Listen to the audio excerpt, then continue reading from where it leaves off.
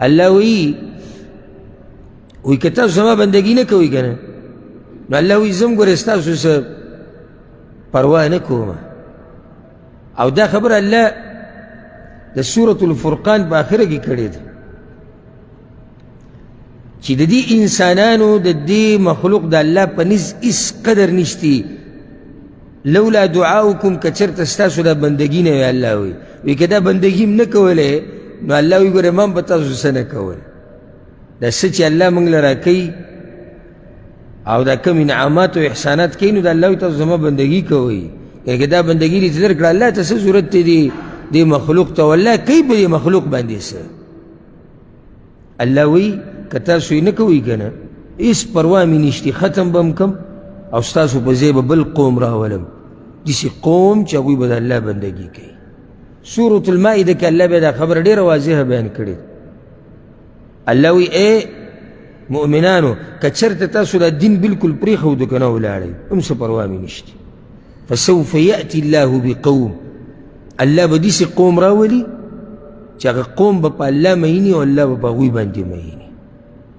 داسې یو قوم به الله راولي چې هغوی به دین دپاره قرباني ورکوي. که ستا دا مطلب وي چې که زه نه یم نو د الله بندګي به څوک کوي نو دا بیا ستا کمزوری سوچ دی. دا سوچ ستا کمزوری دی او که ته یې ونه کړي بل به یې وکړي. نو الله وایي زه به یو بل قوم راولم ستاسو په ځای او یاده کوي دا الله وایي ګورې ما ته څوک نقصان نشي را رسولی. دا مخلوق به الله ټول ختم کړي بل به راولي او داسې څوک نشتی چې د الله نه تپوس وکړي چې ولې او داسې څوک د طاقت خاوند نشتی چې الله ته وایي چې تا ولې دا مخلوق ختم کړو ولې دې دا انسانان ختم کړو ولې دې دا پیریان ختم کړو دا تپوس د الله نه هېڅ څوک نشي کولی. نه یې کړی دی نه یې کولی شي او نه به یې څوک وکړي. پوخا الله ډېر قومونه تباه کړي چا د الله نه تپوس کړی دی نه یې دی کړی. نو که دا کم چې دي دا الله ختم کړي نو څوک به ته ولې تپوس وکړي هېڅوک دې تپوس نشي کولی. دې کې یو یره الله موږ له راکوي. او بل دا چې دا خبره موږ ته بیانوي چې ګوره زه بې پروا یم داسې نه چې د چا په زړه کې دا راشي چې الله موږ ته د جهاد وایي الله به موږ ته محتاج وي.